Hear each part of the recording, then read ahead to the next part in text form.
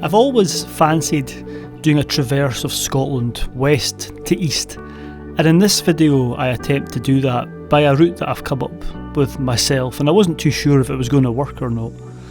But it does cross some of Scotland's most spectacular, wild and remote landscapes at a rather fine time of the year. So join me here as I attempt to make my way from west to east across Scotland.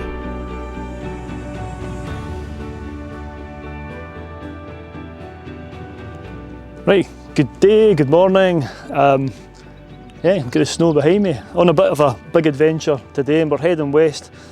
My good pal Athol is driving me to Fort William, to the start point, and it's going to be a multi-day adventure, and I've no idea how many days it's going to be, and that will become apparent in a wee while when I tell you more about the adventure. But we're heading to Fort William. I'm going to start there. I might bring you back when I'm out of Fort William and there's less people, and tell you a bit more about the adventure. But for now, back in the car, head west to the start of the adventure. Right, let's go. Oh, right, as you can see, I'm in the forest now. I've been going for a wee while actually. I got dropped off just outside Fort William, and for those of you who don't know, Fort William sits on the west coast of Scotland, and Loch Linnhe is a sea loch. So I was starting technically on the shores of the Atlantic. So this could technically be called a coast to coast, but I'll come on to that again later on. My finish point's Perth. But the issue I've got is there are parts of this trail, I've devised it myself, so there are parts that I know will be fine for the bike. This is the other reason why I don't know how long it's going to take me, because I do a lot of biking at home to keep fit, but I don't really... walking is my main thing, as you know, so I've no idea whether these trails are going to be suitable for the bike or how long it's going to take me to get down some of them. So far they've been great and I've been whizzing along, but I've no idea how long it's going to take. But anyway, I'm going to try and cross Scotland. That's the west to east coast, so let's go on a bit further. And the first stop's going to be the ski centre. And I just realised there's going to be a hell of a lot of climbing today, which again I hadn't really thought about. The provisional route that I've got on is 180 kilometres, so let's report back in a wee while. At least it's dry. So the route that I'd come up with did start at Fort William, as I mentioned, then up past Torlunday, along the front of the Grey Corries, and a big pool up through that mountain range to drop down towards Loch Tregan, over towards Rannoch Moor and past Loch Ossian. And then it was another big pool up through the Glen Lyon mountains before dropping down to Loch Tay and Kenmore, and a bit of road cycling before another big pull up through mountains to get to Glen Almond, and then the final stretch back towards Perth, which is the highest tidal point on the River Tay. Anyway, here I am, passing the ski centre in Glen Nevers. Oh, right, well into the forest. You can't see behind me now, but you get nice views up to Annoch Moor and Annoch Beg and Ben Nevis and what have you. But what I was going to say is the main issue that I've got in route finding is one of them is finding my way off these excellent, look at this, forestry tracks. There's so many of them in the forest, and onto the walker's path, which I know quite well because it takes you up to the Grey Corries and Stubban past the Wee Minister. But I'm quite concerned I take a wrong path. There are routes that I've been looking at. I think there's one called the Tour of Ben Nevis or something like that, which goes round here. So the problem was my Outdoor Active map put me on the Puggy line further up, and I've got a funny feeling from my hill walking days that line has bridges that are missing. I think it's an old tram line or something. I don't know if that's still the case, but anyway, I'm playing it safe and trying to follow the route that I saw for the round Ben Nevis loop or something like that. So yeah, bear with me, I'll bring you back if I get completely lost, but for now the tracks are pretty good. It's just navigation and finding my best way onto these paths, and it's going to be, I think it's up to about 500 metres to a Bothy, so let's see if I can get out of this forest. Ooh.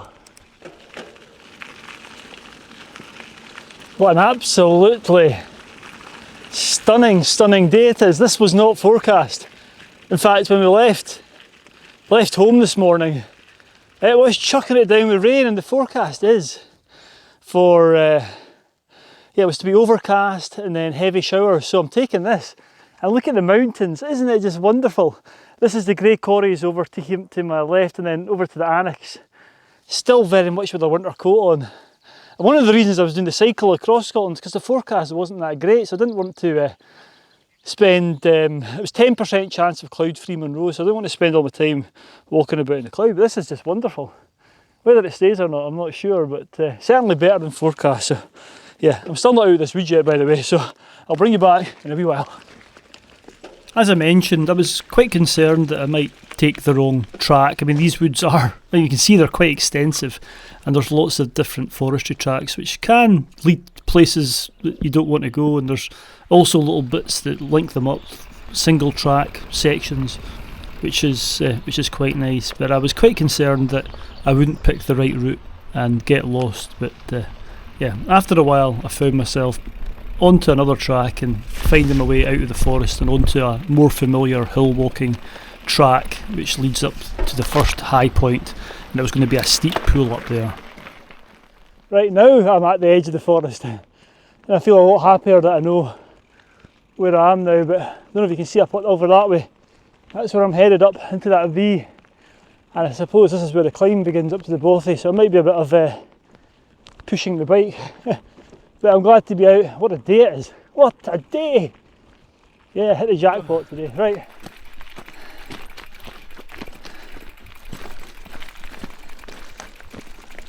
Oh, stuff going. I'm going to have a wee stop here and you'll see why in just a second. Why I'm stopping here. That sun is hot. Absolutely. Oh, absolutely roasting. Oh, and this is the wee minister. Usually gives me the heebie-jeebies seeing him here. It's when you come around the corner you just see him, and those of you who are Monroe baggers or hikers like me will have come across him when you're heading up to the, well, maybe Staban and the Grey Corries, or if you're hiking through to Corrour from Speen Bridge. This is the wee minister. So yeah, there's a wee bit here. Let me see what it says about him. A stone statue of the wee minister dating from the 1900s once stood on a site near here and was said to bring good luck to climbers and walkers. The statue, believed to be of the Reverend John Mackintosh, was destroyed in the 1970s. However, in May 2010, the local tourism group decided to resurrect him and replace him with the replica crafted in cedar wood by Peter Boshar, champion woodcarver. Good fortune to all who pass this way. And you can put a donation in to the mountain rescue here, which I am going to do. Wow, so there you go. Good luck. I better not say you're giving me the heebie-jeebies, sir. Thank you. Right, we're going to have a wee break here. Right, I think it's always, hopefully I never ever have to rely on these guys, but what a job they do, the mountain rescue. They're all volunteers as well, so there's a wee donation in there. Let's hope they don't have to come and rescue me. But yeah, what a job they do. Thanks guys if you're watching this. It's very much appreciated, the work you do. Alright, a bit more pushing before getting back on the bike. Oh, I don't think I'd be roasty toasty.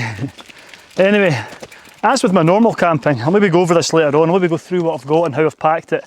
I'm no expert in bike packing or mountain biking, but as always, I'm not ultra light or anything like that. Again, because, well, I've brought whiskey, two hip flasks of whiskey, which I'll come on to again later on. I've brought a wee log burner, all the luxuries. And I think the reason was I thought it might be easier on the bike, as opposed to if I was walking it, I wouldn't have brought all that luxury. But anyway, I'm kind of regretting it now. Pushing my way up to 500 and whatever metres it is.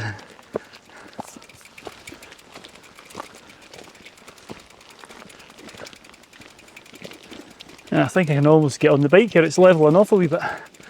Yeah, let's do a wee bit of cycling. Oh yeah.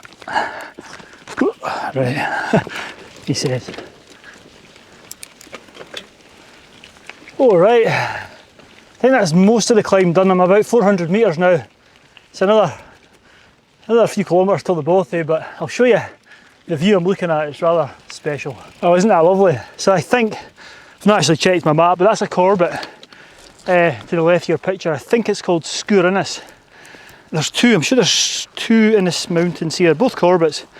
And the last time I came this far along, I've come up this hillside here to the Grey Corries since.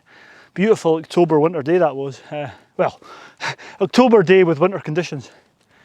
But yeah, I camped on the top of that and then did the 2 Corbetts. It was a rather nice spot. So anyway, a bit of downhill here. Might put my helmet back on. I'd taken it off just because I was going at snail's pace. There was no danger. No danger of anything happening. Right, gloves back on. I'll report back when I'm at the Bothy. Let's go. Oh, there's a big eagle up there. I'll tell you what, this has been brutal. That is me now at height 520 metres. Looks like it's sort of levelling out now. I've done over 700 metres of ascent today. How many miles now? 24 kilometres, or maybe 27, I don't know. Because I didn't set it at the beginning, the watch that is. But it's getting a bit cooler now as I get higher, but let's get to this Bothy. I am starving. So from the high point at the Bealach, it was quite a nice downhill cycle to the Bothy. And it's a wonderfully placed Bothy with the Munro of Stobban, as you'll see in a minute, nestled behind it. But I was glad to get there. I was quite tired. It was quite a pull up to the Bealach. Quite a lot of cycling uphill and pushing the bike was required. And there's Stobban on the right there. So yeah, I was glad to see the Bothy, and I was going to stop and get a bite to eat here.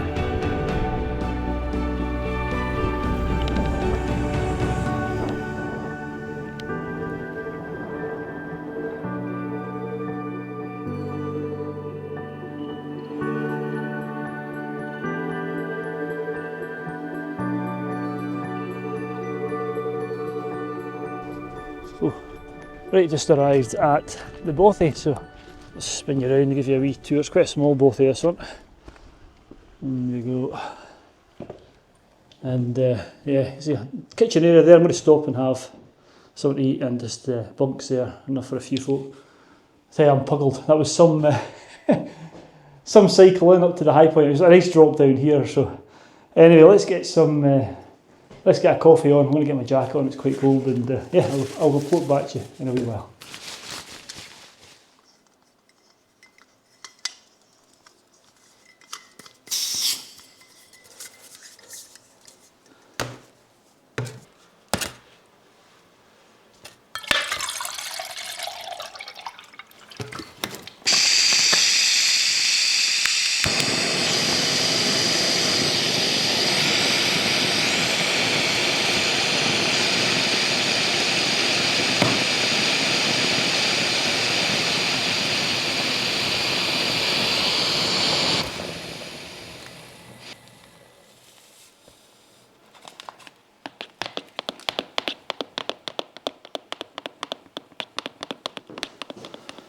Oh, it's lovely. Nothing beats a nice coffee. This will keep me going for sure. Middle of nowhere. Alright.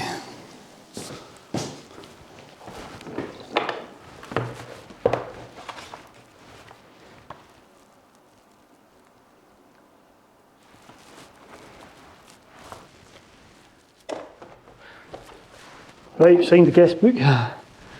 And yeah, time to get going. I've spent far too long here. I'm a wee bit concerned about the next section. There's no known mountain bike trails down here, so I think I might be pushing for a while. But beyond that, I hit a section of a better known trail called the Badger Divide, which runs from Inverness to Glasgow. And I know if I get to that, the paths will be pretty good. So let's see what this next section's like, and I'll report back. I can see down the Glen to where I'm going, and I think it takes me to, if I can get to Loch Treig. I know the paths and the tracks round about Corrour are really good, but let's see if I can get to Corrour and get a coffee at the station. Those of you who have watched the channel know that the last time I cycled into Corrour Station, I missed the coffee shop opening by 1 week, so let's see if I can get a coffee there in a few hours. Let's go. Ooh, a few more clouds kicking about. Right, let's get going.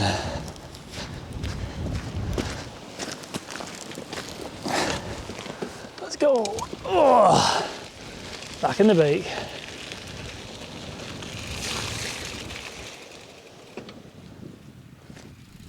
Once I left the Bothy, the very first part of the track wasn't too bad. It was pretty rocky, but after a few hundred metres that soon changed and the path disintegrated into, well, mush, as you're about to see.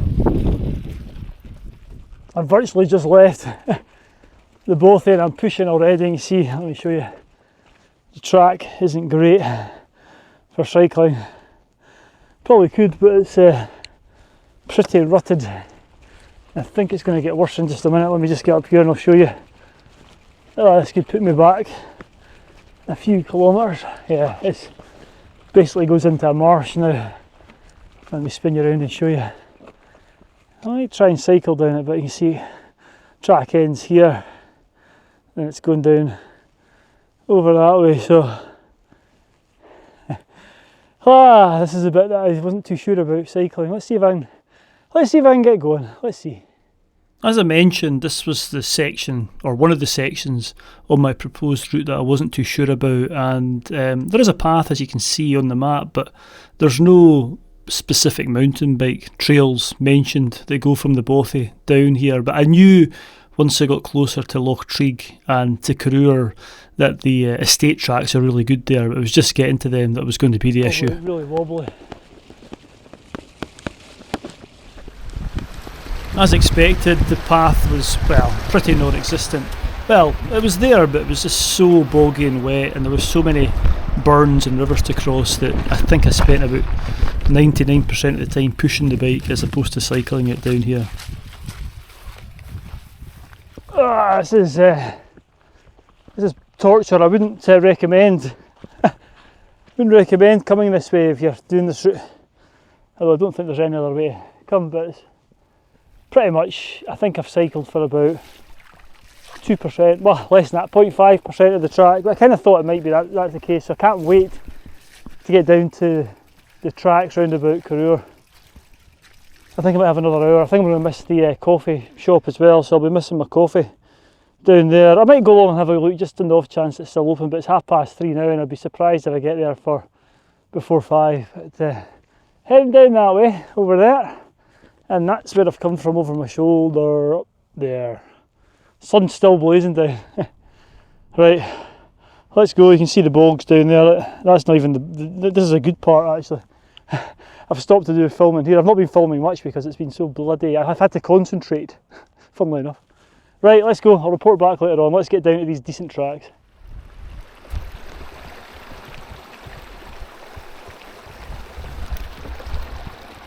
So the bog fest continued and the numerous streams and burns continued. I was just glad it wasn't super wet because I think some of these burns would be pretty tricky to cross if they were in spate. And then once the bog subsided, I then got onto some really rocky ground, and yeah, I wasn't going to be cycling down here because I reckon I would have damaged the derailleur or the chain or something. So again, I was just pushing it through this wee cleft, and yeah, I was just really keen to get to the Corrour sort of estate tracks. I was keen to get to Corrour Station before it was shut.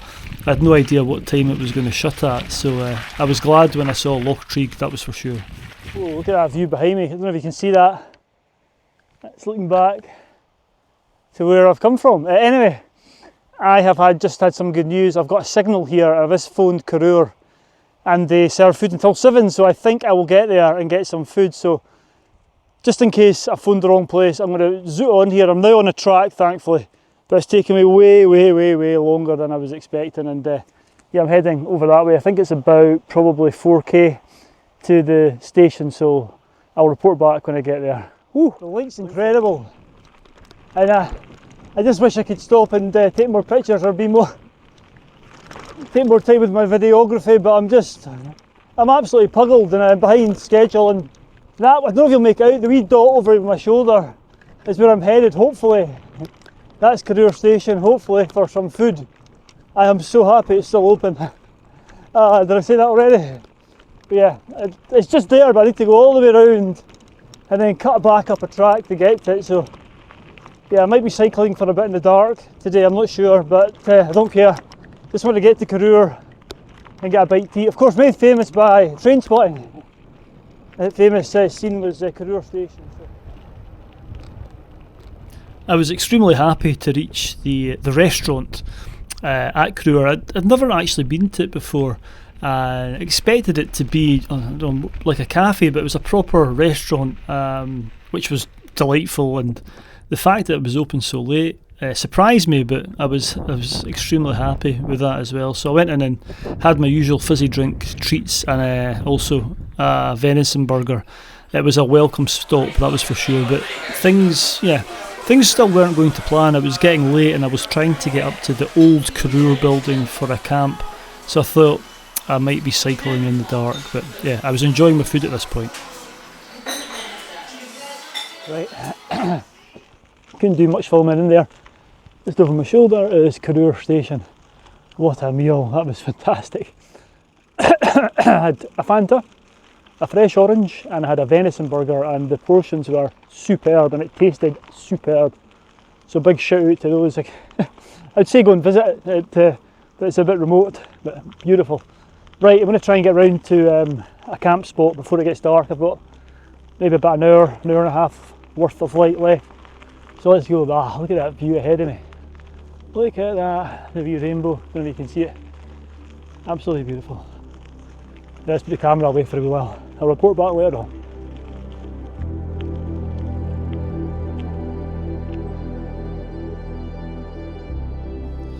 So I was keen to get round to Corrour Old Lodge to camp, and that's the highest point of the entire route, around about 560 metres. But as you can see, the light was starting to dim, and I wasn't too sure whether I was going to get there with daylight to spare or not. Now I'm going to have a wee rest here. This is Peter's Stone.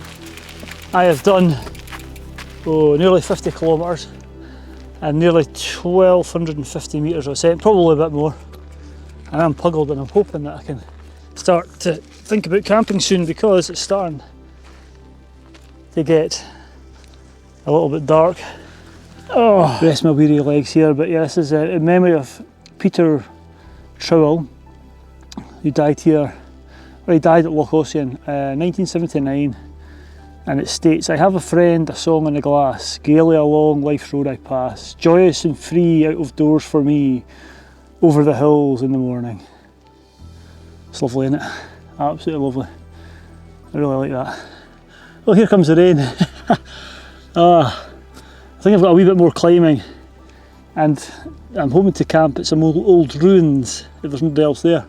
But the sun has set now, so I think I've got another half an hour of kind of dusk before I need to get the head torch on. But yeah, there is some rain falling from the sky, so I'm going to get cracked on and hopefully bring you back at a campsite.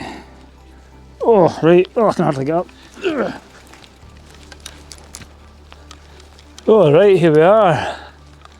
It's the old Corrour Lodge, and there's a lovely wee flat bit of grass here, just enough for one tent. I was going to get further down, but this is much flatter, the grass that is, so I'm going to set the tent up here. It's getting pretty dark. I might get away with pitching without getting my head torch on, because I can hardly speak, I'm that puggled. But yeah, I'm glad to get here. So let's get the tent up, then I'll need to collect some water and I'll report back in a wee while. I might have to get my head torch on now. I've said this before, but sometimes it's better to get the head torch on just before it gets too dark, because then you're really playing about, fumbling about, try to find it. I'm hoping it's in here actually. Where the hell did I put it?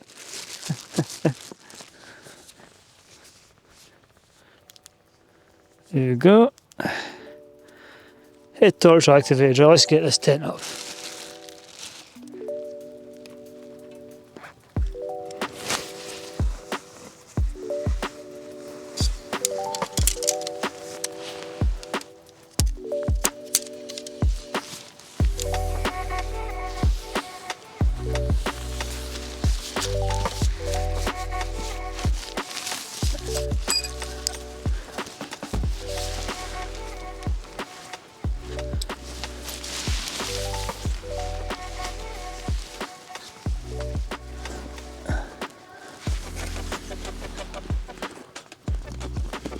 Right, you can probably see I've got the tent up, thankfully.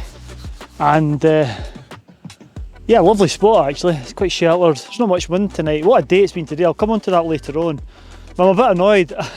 I've forgotten a few things. The first thing I realised when I was at halfway up the road is I'd bought 4 Scotch eggs and 6 cheddar crusted pork pies, and I left them in the fridge. So I had to stop at Dalwhinnie to get a couple of sandwiches. So no Scotch eggs. Disaster.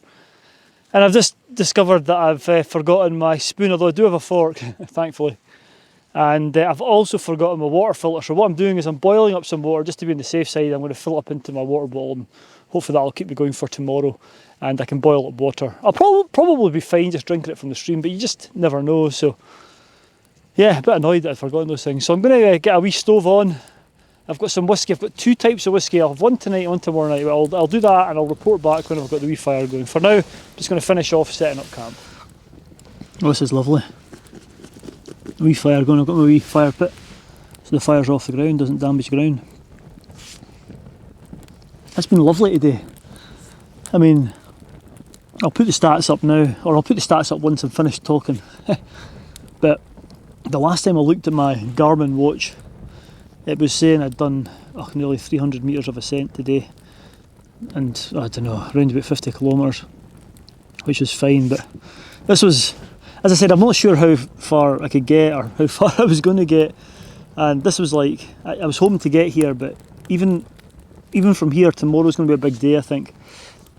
There was 2 big climbs today, and I think tomorrow there's 2 bigger climbs, I think. But anyway, let's see how we get on. The forecast, as I said, wasn't that great for today, but it turned out to be an absolute belter.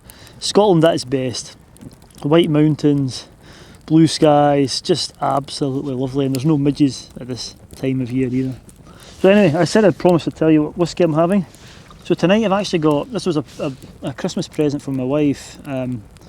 Because my mum's side of the family are all from Crieff, in the Crieff area, I quite fancied a Glen Turret. Plus, when I go up to Glen Turret to camp quite a lot. So she bought me a bottle of I think it's triple cask. It's a standard one anyway. It's quite expensive, but yeah, it's nice. It's really nice. So I've got that tonight, and then a different one for tomorrow night. And I think the only reason I've brought them is because I'm bike packing. I'm not. If I was putting that in my backpack and carrying it, there's no way I would have done it. It's the same with this. This is a bit of a luxury. Although I was kind of regretting the weight of the bike when I was pushing it down that section, and that was quite tough. From the Bothy down to the estate tracks at Corrour was tough, and then when I got to the estate tracks, it was another big pull up towards Corrour Station.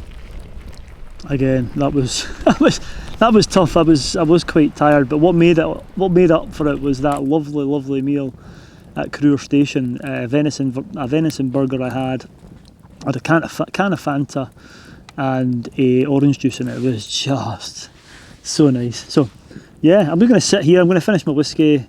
I've got some peanuts as I usually do, and I'm just going to chill. I don't think there's many stars about. I think there is some rain forecast. It's to be showery tomorrow. Again, it's the similar forecast to what it was for today. So we'll see.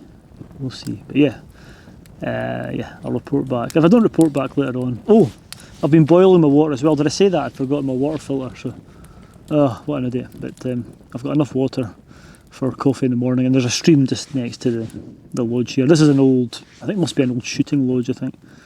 But anyway, sharp money.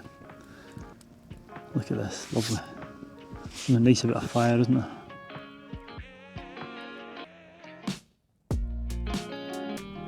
So as you can see from the stats there, I'd done a fair bit, but not as much as I thought I would. But then again, I didn't know what the tracks were going to be like. And here's just my stats from my watch that I uploaded, and it shows the bits where I was going fast and then the bits where I was going slow, and the route that I took for day 1.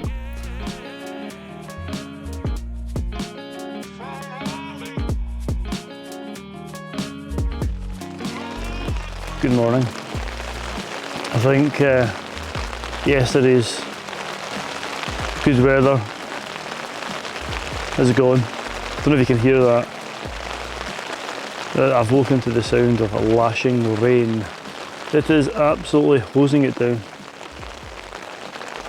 Anyway, it is. I do have a signal here, which is fine, and it is meant to clear to showers in an hour or two. So Yeah, I should really be getting up early and getting going because I've got quite a few miles to do today if I want to be on schedule for doing this in 3 days. But I'm not going to go out to get soaked when I know it's leaving, you know, the rain's clearing, so yeah, I'm going to sit here for a while. My watch, I've got a new watch in the last sort of month. It's one of these Garmin ones, and it's told me I had poor sleep last night and I need 4 days to recover because I did a lot of exercise yesterday. I looked at the stats, 52 kilometres, 1300 metres of ascent, all that sort of jazz. You would have seen the stats last night probably when I put them up. But yeah, I'll report back when I'm up and about. I'll go and get a coffee if there's a break in the rain. But yeah, I think I'm just going to chill for about an hour in the tent and I'll bring you back later on.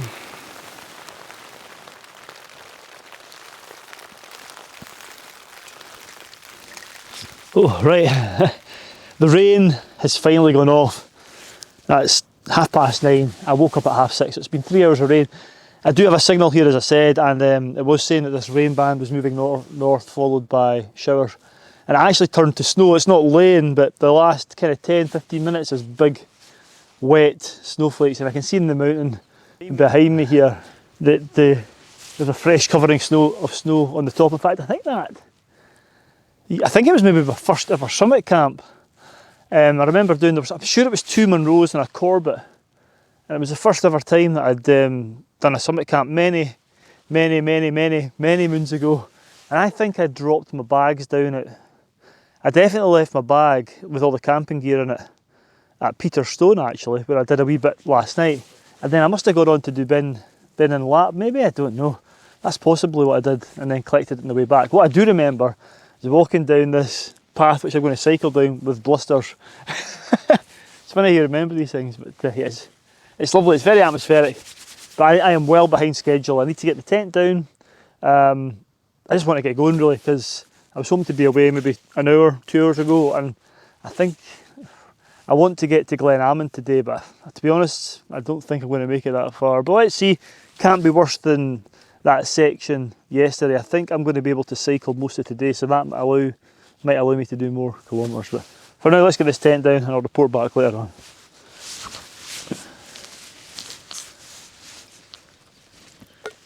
Oh, what a stunning morning it is now. Tried to get most of the rain off the tent, and I was in my tent waiting for the rain to clear. I tried to find out a bit more about this Corrour, I think it's called Corrour Old Lodge. There's another building called Old Corrour Lodge, according to the interweb, and this was apparently the highest shooting lodge in the land, and we're at 550 metres, just under 550 metres here. So I can see why it was. I think it was built, I don't know, around about the mid-19th century, and apparently the roof came down in 1899. So yeah, I think it was maybe a retreat as well, or there's unconfirmed reports that it was used as an asylum. But anyway, last night I am certain that I was going to be joined by somebody, because I don't know what time it was. Maybe at 9 o'clock. It was pitch black anyway, and I could swear I could see a headlight coming down the track over there, but nobody appeared. And a wee while later I saw sort of shadows, three light shadows moving quite quickly along the landscape, and what it was, this is Rannoch Moor below me with the Blackwater Reservoir. It was the train from Corrour Station heading down, so whether that was what I saw, although to be honest with you, it did look, the headlight did look, so there maybe is somebody camped over there. Either that or the ghosts were coming to get me. Right, oh, here comes the sun, fantastic. Right, I'll get this tent away and I'll bring you back when I'm on the bike again. Looks like it's going to be quite showery today, so I've put my waterproofs somewhere that are easily accessible. I put them in my backpack actually. Oh, my hat's wet because I left it out last night. That wasn't a very wise thing to do, but I'm sure I'll heat up. There's a wee climb at the start here before it's hopefully downhill to Rannoch, and then I'm hoping to get to somewhere called the Bridge of Balgie for there's a wee coffee shop there apparently, so That's going to be the first stop, but there's a few climbs between there and then, so you will be getting a report of how things are going long before I get there. Right, let's go. Oh, back on the bike.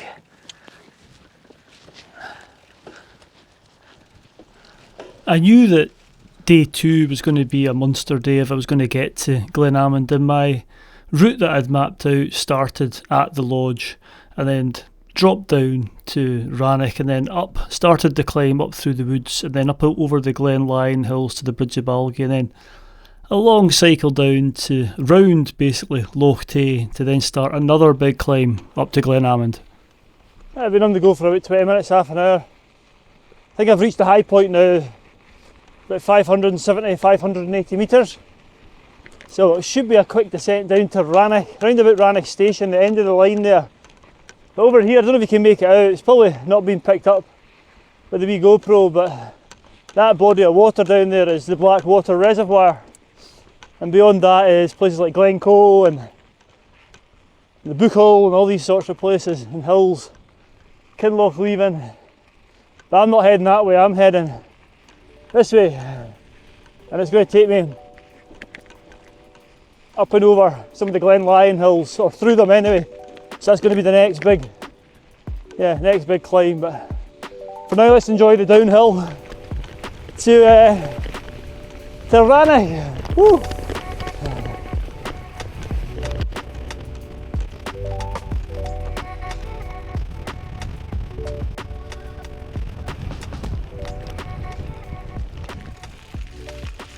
Well, that's been fun. I'm just about down at the road, and this road finishes at Rannoch Station about a mile that way. And I've, what's that, 8.5 kilometres, and I'm now at 270 metres, so did about 300 metres descent, and that was fantastic. Yesterday it just seemed like I was either pushing the bike up steep hills, and any of the downhill bits I had to push as well because it wasn't nice. But now that I'm on this Badger Divide route, the trails are so much better and easier, and that was a fantastic descent. So onto the road now for a wee while before the first major climb of the day, so let's go. Woo. So having enjoyed the downhill, I came across a problem, and what I'm doing here is realising the gate's locked, padlocked shut, and there's no way I'm getting my bike round that wee kissing gate. So luckily I saw a wee path going up to the side and I had to go up and round to get over and round the gate. Glad I found that wee bypass. Right, off we go. Oh, and onto the road, a wee bit of tarmac. That's always nice. Well, I'm going to go on to why I've chosen this weekend as well for this trip. Usually on long distance hikes, the tarmac sections are a nightmare, but I must admit, being on the road bike made it absolute bliss. It was so smooth and progress was rapid. Much more rapid than on those higgledy-piggledy tracks I'd been following, but that was only to last for a short period of time. Hopefully you can see me alright. So I've just come off the road. I've done, let me just see, just under 16 kilometres since I left, and just over an hour and 15. It's been lovely. I don't think the next 16 are going to be quite so quick because it's uphill. So this is the start of the climb, and you can see I'm going off road now, and it heads away up beyond that and through the pass of the mountains. You can see the mountains up there, and drops me down to this is the Bridge of Gower, and the next stop, as I say, is the Bridge of Balgie, where hopefully there's a wee restaurant or cafe, because I think I'll need it. Another big climb ahead, so let's stop looking at it and get on with it. Let's do it. I'll report back later.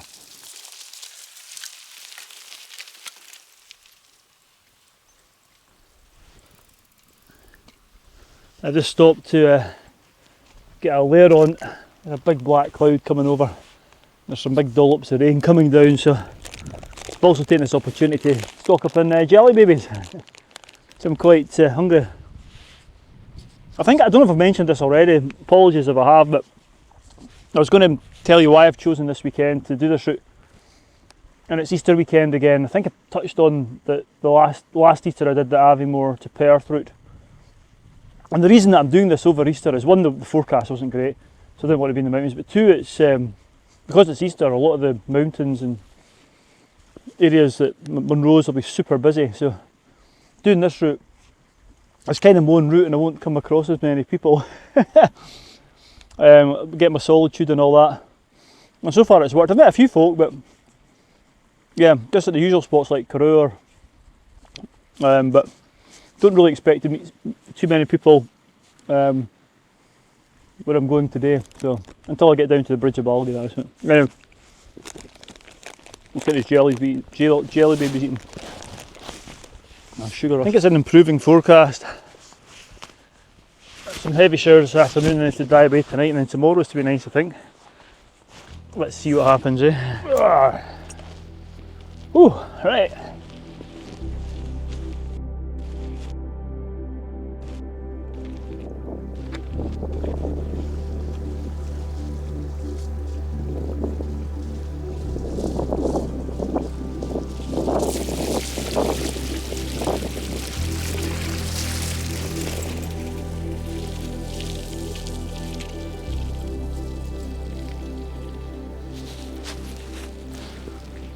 Okay, so I have just had my lunch. It's about 1 o'clock.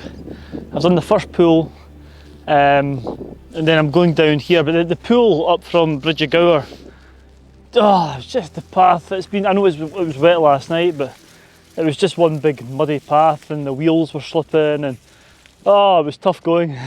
So I'm going down now, and it looks like it's getting a bit better. But I've just met a local who said there's maybe a bridge which is out further down, so that could cause a bit of an issue. But the first big pool is up and over the hills of Glen. This is the start of them here, and I've not even started that, so yeah, I don't think I'm going to get to where I'm hoping to get to by tonight. I don't know, maybe, we'll see.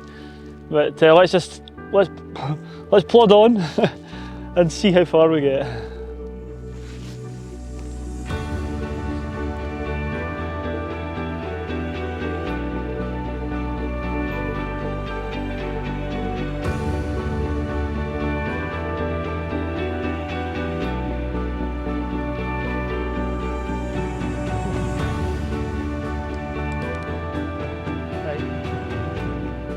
Oh, right, I've made it out of that quagmire. I think it's the only accurate way to describe it. And yeah, I'm in a forestry area now. There's a bit of work being done here, but the track's lovely. Look at this. So nice to be on a decent track again.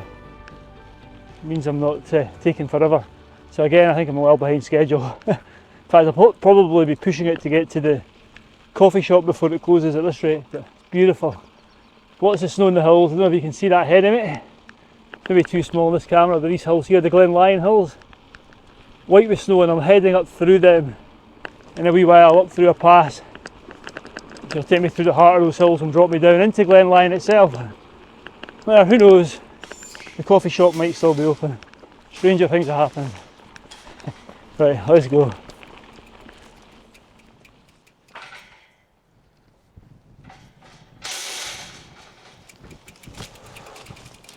Oh man, I tell you, I'm getting to the point now where everything's starting to hurt. Shoulders are sore, knees sore, legs are sore, backside's sore. So I'm going to stop, have a jelly baby, give me a bit more oomph, and I'll spin you around because up here is where I'm going. I'm way up above. In fact, I'm at 461 metres, so I'm back high again. And I think it's going to go up to around about 500 before dropping down again. So let's get a wee bit of energy. And yeah, you'll probably see me again, hopefully descending down towards the Bridge of Bothy. Right, it was some white chocolate I had there. Oh, I might just push my bike for a bit further. Oh, I'll report back at the top. Quite a high level, that's what I'm doing here. Track, very rocky. So you can see behind me, it goes along there. I get a better idea if I swing around in a minute. I'll just show you what I'm sort of going along. The terrain is kind of wet, big puddles. Putting the bike a wee bit, and there's been numerous streams to cross. So I'm starting to concentrate here. The view ahead of me is just wonderful.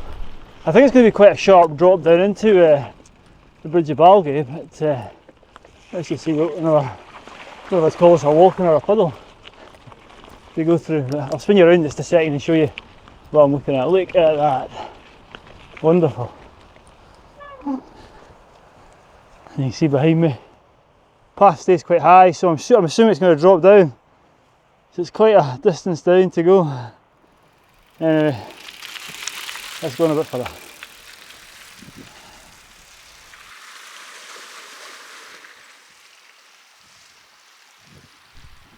It was quite a spectacular path as it stayed quite high on the hillside before dropping steeply, and I mean steeply, down into Glen Lyon. It really was great fun, and I was glad I had a mountain bike at this point because it was quite rocky, and I was glad that my brakes were working fine because they were required. As you can see, I made it down. I've just been over at the post office and coffee shop at Bridge of Balgay, and that was probably even better than the venison burger at Corrour. I had a bacon and brie panini with crisps and salad. It was delicious, and I've got a couple of cans of Coke to take with me. I had a latte and a Fanta, so it's a beautiful evening now, and it's cracking on a bit. I don't know if I'm going to get to where I was hoping to get to, but I'm going to just take the road down Glen Lyon now. By the way, that descent, I dropped about 250 metres in a very short distance, and yeah, it was quite exciting. But yeah, I'll go over today once I get pitched up, but let's enjoy the last of the sunshine. It's absolutely glorious, opposite to how the day started. Right, let's get cycling. So I still had a fair few kilometres to do to get to where I wanted to be, and I had to get away from the road to find a wild camping spot, so I set about it, and the tarmac got me some speedy progress. No, maybe a bit silhouetted by the sun behind me, but what a place. And it's so nice to be back in tarmac. Now look at this, I don't know if you can see the snow up in the hills behind me. Absolutely stunning, and then more snow over there. This looks quite small on this camera, but so nice to be on this smooth tarmac, and it's mainly downhill as well. So I might make up some time. Yeah, we'll see. But it's just a joy after some of the tracks I've been on today and yesterday. It's been really tough, so let's enjoy this. Look at that. That's Anstook up there, I think. Yeah, Anstook, very much with its winter coat on. Wow. Let's go.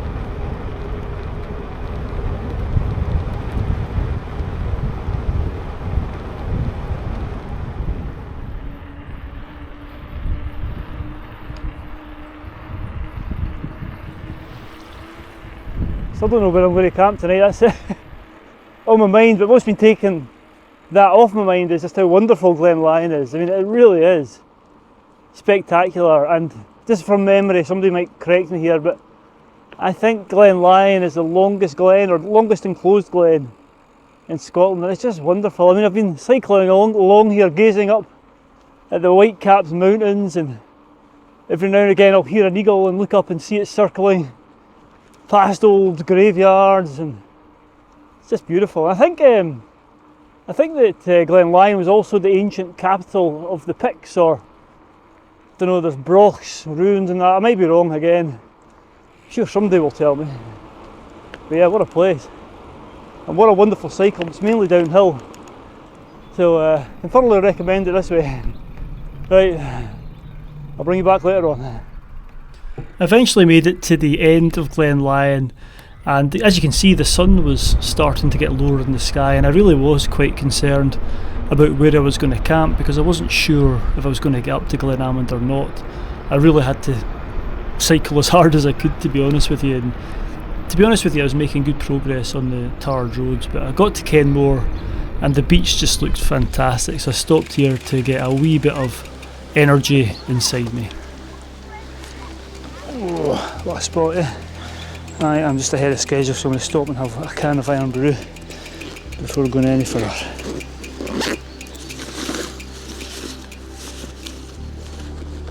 I enjoyed my sugary can of Iron Brew and also enjoyed the views across Loch Tay looking towards Ben Lawers, but I couldn't linger too long because, as I said, the sun was going down and I wanted to try and get away from the road.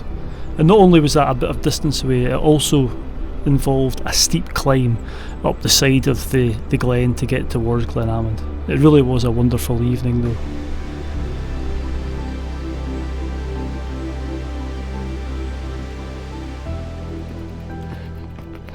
Oh, this is steep. I've got to the point where I head up the wee road to hopefully the top of Glenalmond. But the views behind me, I can't ride this, it's far too steep. I don't want to stop, we're running out of light, so I'm just going to keep going. Hopefully bring you back once I've found a pitch in the dark. Right, see you in a wee while.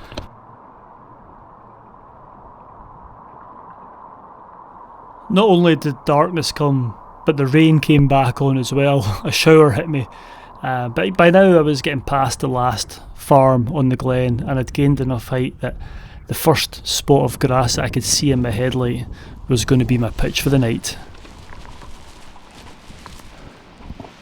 Oh, of course a wee rain shower comes in just as I'm finding a spot. I've got a nice wee grassy pitch here. There's a burn just next to me. I am absolutely knackered. Right, let's get this tent up and I'll report back once the tent is up.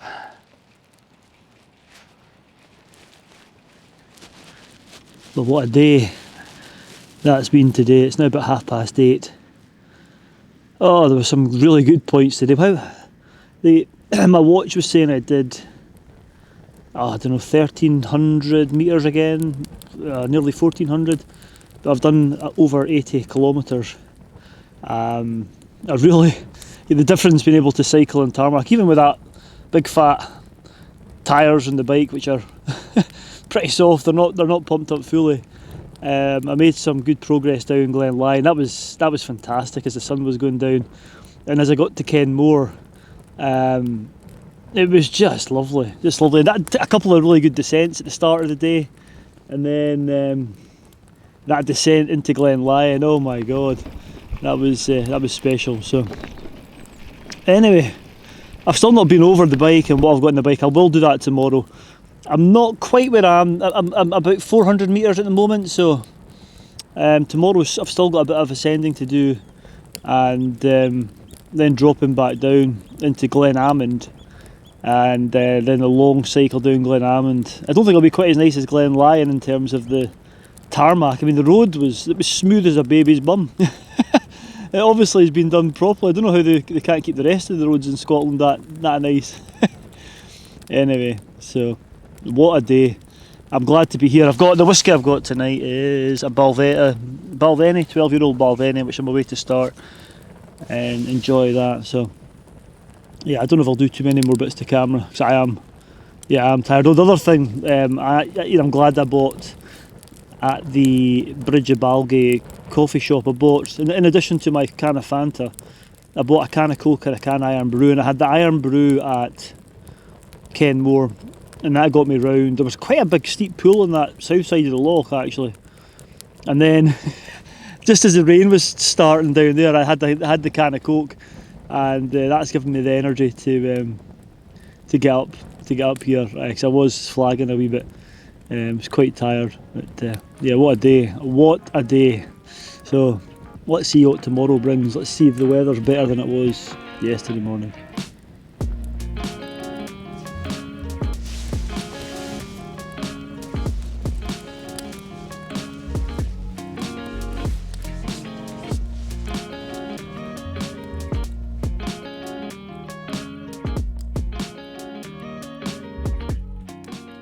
So as you can see, the stats for day 2, for me anyway, were pretty hard. It was 80 kilometres and the same ascent as the day before.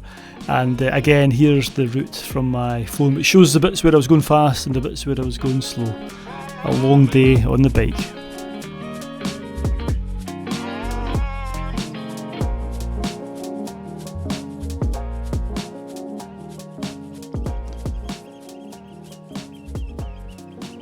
Hear the wildlife. I think there's some snipe. Well, there's definitely some snipe there. I think it's snipe. have that distinctive sound, which I think is their feathers vibrating or something like that. Anyway, it is 10 past 7, which actually means my body clock is at 10 past 6 because last night the clocks went forward, so I lost an hour of sleep. This is what I was needing. Anyway, it feels like it's been a cold one, so we have a look and see. Well, let's have a look outside and see where we are, see where we pitched up, because it was dark last night and I have no idea. I just saw the grass and the distance of my head torch and that was it. So let's have a look outside and see what is going on out here. Spin you around.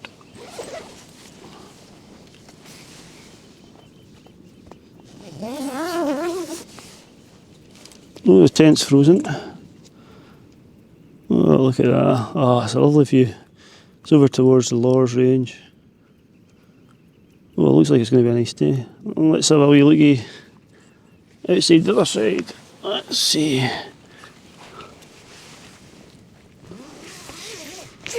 And you see a wee bit of frost in the ground there, and that's where I'm going to be heading. We're heading up and over that pass later on. And today, oh, if I ever get out of my sleeping bag, I've still got to do over 50 kilometres today. Oh God, I've still got to do over 50 kilometres today, which is the same amount that I did on day one. So still quite a lot to go, and yeah, it's a lovely area I'm going through. So yeah, I'm just going to take my time, and then I'll report back in a wee while. Get some coffee on. I'm looking forward to this coffee. Oh, coffee. It's a stunning morning. It's cold. Don't know if you can see in the grass. Probably can't, but yeah, it's all frosty. It wasn't too cold last night. I was actually all right in the bag. I've got my winter ground mat, the X-Bed. I think it's the X-Bed 9, ultra long and ultra wide, down filled. But I've only got my summer sleeping bag, which I think is a Spark 2, Sea to Summit Spark 2. But I did put a silk liner in it, so I was fine, and it's obviously got below freezing last night. I also boiled up the water and used that as a hotter water. In my Nalgene bottle, I used that as a hot water bottle last night. So yeah, but what a morning. And where I am, this glen it's obviously a glen which is running east to west. No, that's not right, is it? Anyway, where it is, there's no sun at the moment, so I'm going to have my coffee and then just get packed up and get going because I want to get into the sunshine. It's such a beautiful morning. I've been so lucky with the weather. This isn't high pressure. It's a slack area of low pressure which is moving about, hence probably why it's been so unpredictable. But you know, just having the white peaks, the lambing snows coming in just at the right time, it really has been wonderful. I think it's Scotland. I just love Scotland at this time of year, where you can still get winter up in the high tops, and yeah, when it gets going, spring. I'm sure it'll feel spring-like once I get round into that glen and start heading down the road. But wonderful, absolutely wonderful. What a place.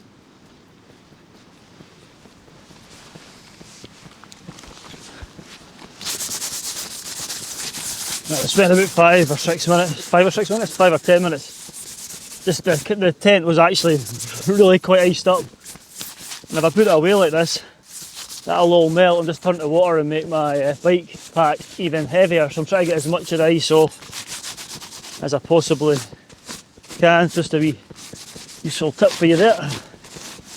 Really was all frozen on.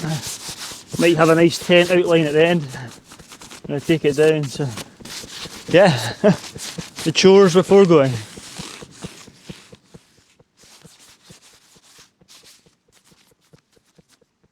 Right, let's get this down. So I got all the frost off the tent. You can see the wee footprint there where my body had kept the grass warm, and got everything packed away. It was a lovely wee spot actually, nice and grassy, with views over to the Lord's Range behind me. But I was going the other way, and I was getting off earlier today, and yeah, it looked like it was going to be, yeah, it looked like the weather was going to be good.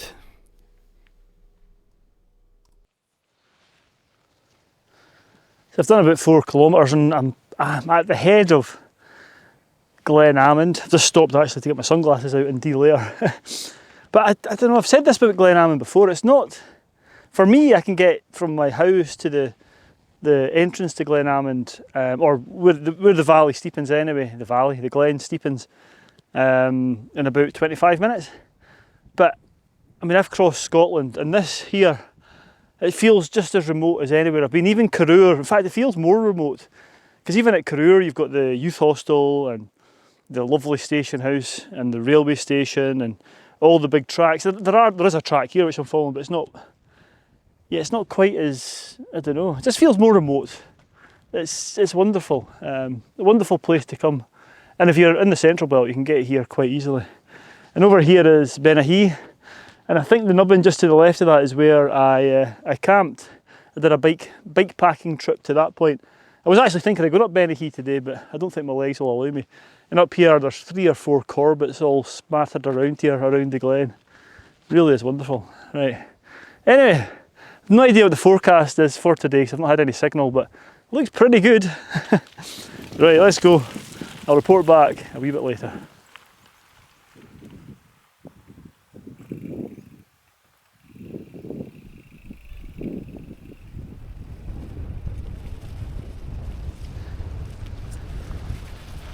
I've stopped a wee bit. The track isn't quite as good here. It's a bit boggy in places, but it's fine.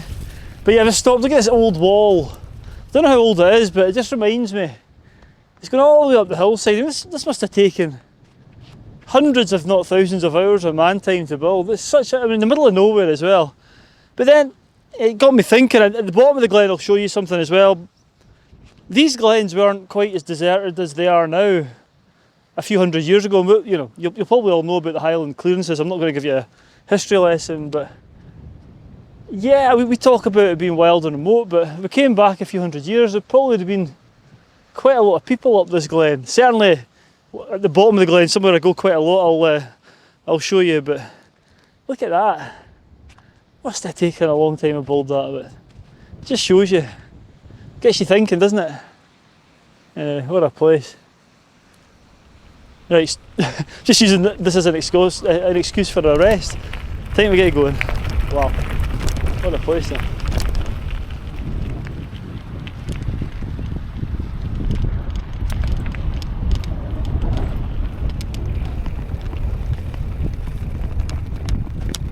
So you come a wee bit further down the glen and there's this memorial to the Great War, and it states, "This cairn is built on the site of Stook Chapel in memory of those who gave their lives in the Great War, 1914 to 1918. So again, it's just a reminder that there was a church here, or a chapel here at some point. You can't see any footprint of it now, but yeah, we're still quite far up the glen, so it just shows you how many people must have lived here. Yeah. Anyway, different matter up here. You can go up this slope up here. I took a pal up here many moons ago. I think it's a Corbett, but I took him up on the bikes. And it was my old bike, and I went up okay, but I had to push it back down because the brakes weren't good enough. I'm glad I've got the new bike. Anyway, I am really hungry. I want to get some chocolate, and I'll report back later on. It was a wonderful, wonderful morning, as you can see. The sun was basking down, and Glen Amond might not be the most famous or have the highest mountains, but it still is a very special place. It's a nice place to come and visit, and it was a grand place for me to be descending down and out of the Highlands on this traverse of Scotland.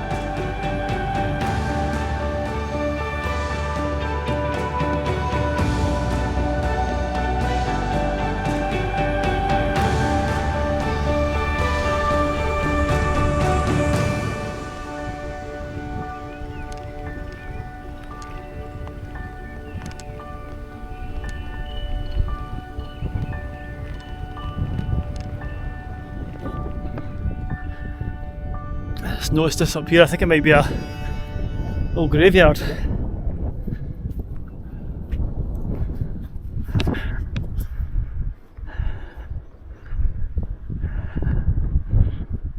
Wow.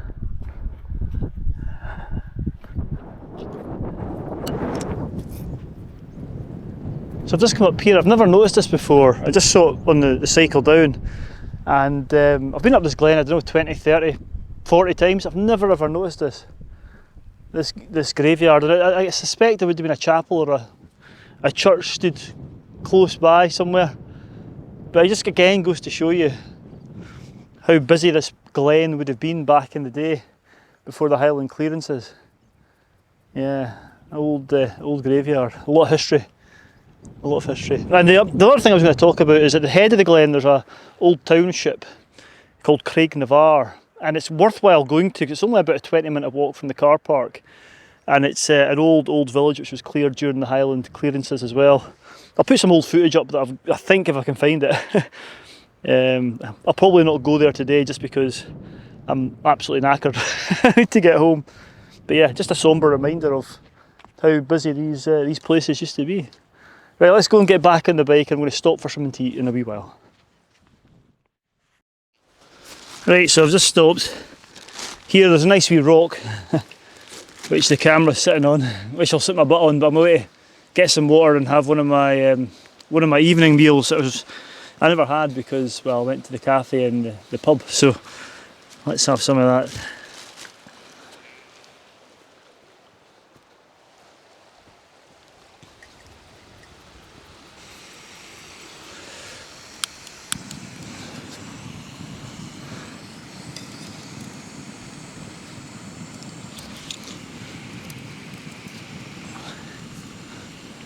Oh, right, whilst I'm waiting for my dinner to cook, I just thought I'd run you through, I did promise I'd do this a way back at the start, my setup. So I've got a pannier rack, and I just got these off Amazon. I had old ones that I used on my old bike.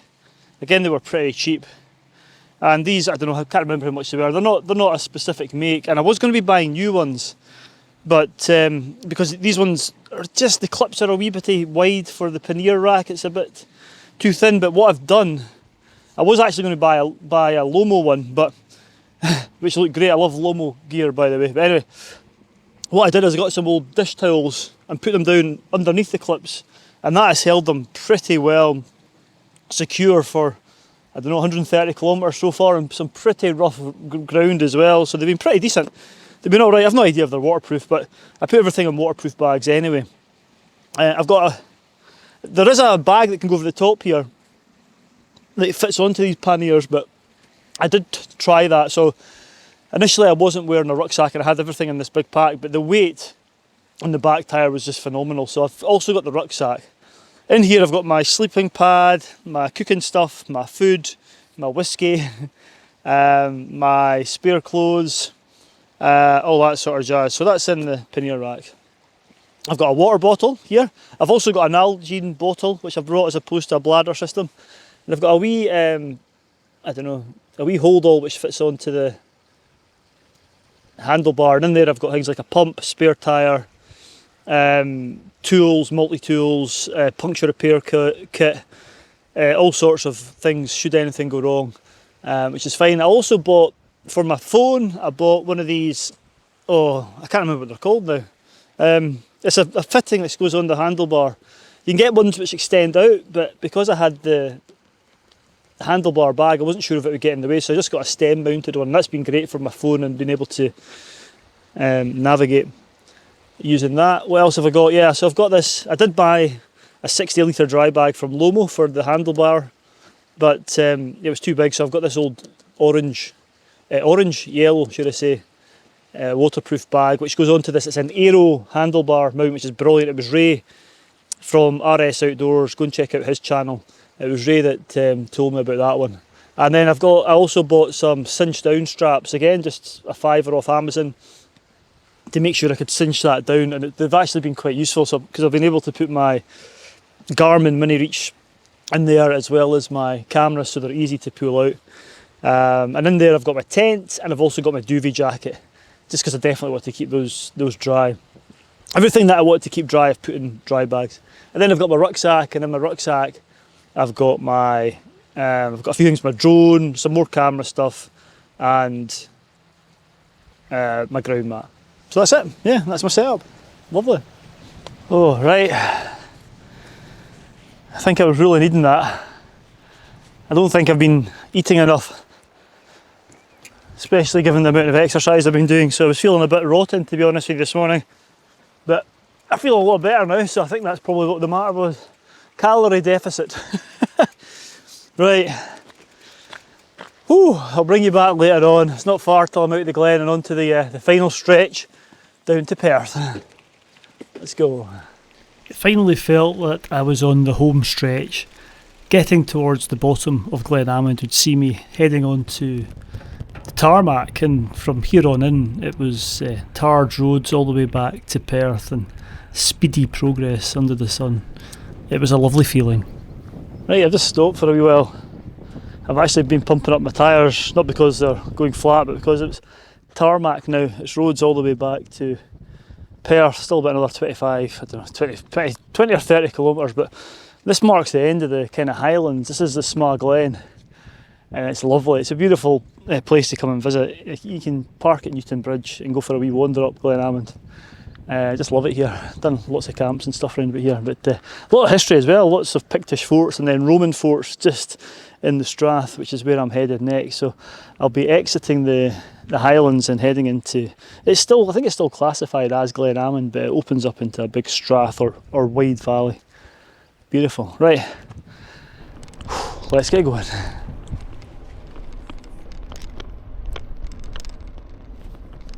So this road, which is usually dead, it was mayhem at the top. Something to do with a miniature railway, and it's Easter Sunday, and it was absolutely gridlocked, and there's been cars abandoned here, there and everywhere. Yeah, unbelievable. Anyway, right, hopefully get a wee can of Coke or something at Medfin when I get there, which is a couple of miles down the road. Right, I'll report back soon. Yeehaw, what a day. Woohoo! So I did stop at Medfin and got myself 3 cans of Coke. Well, Fanta, Iron Brew and Coke, but I didn't do much more filming. It was head down and trying to get to Perth because the roads were getting busier and busier here. That's me arrived. Oh, so I'm just on the outskirts, and I'll probably, they've not got much juice left in my batteries anyway. I've still got about 50 metres of ascent to get to my house in about, I don't know, 3 or 4 kilometres. So let's report back. What a beautiful day it's been, but let's report back in the office. I'll do a synopsis of the trip, but it's not quite over for me. I can't wait to get back. Right, I'll report back in a wee while. Right, welcome to the office, and sorry for that abrupt ending.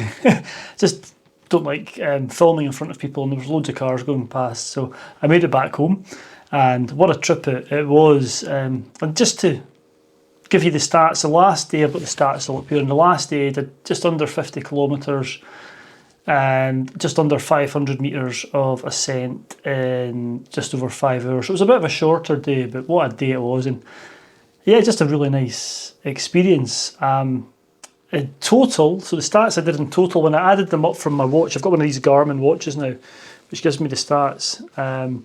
It said that I did about 190 kilometres in total and 3,154 metres of ascent.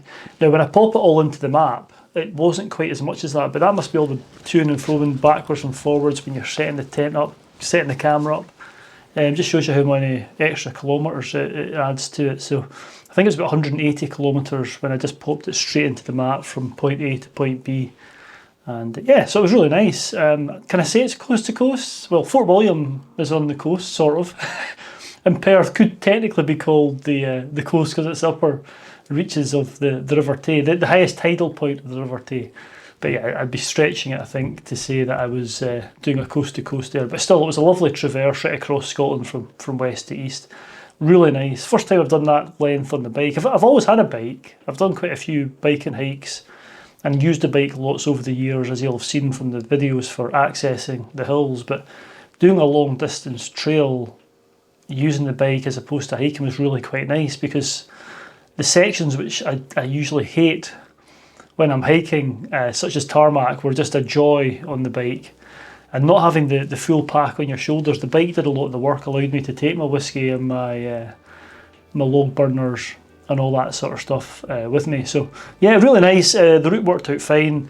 There were a few sections which were horrendous. The bit that I wasn't sure of from the Bothy down to the head of, or the bottom of Loch Treig, was a walker's path, and even at that it was quite a boggy, rocky, hard descent with the bike pushing it down there, so that wasn't nice, but the good part certainly made up for it.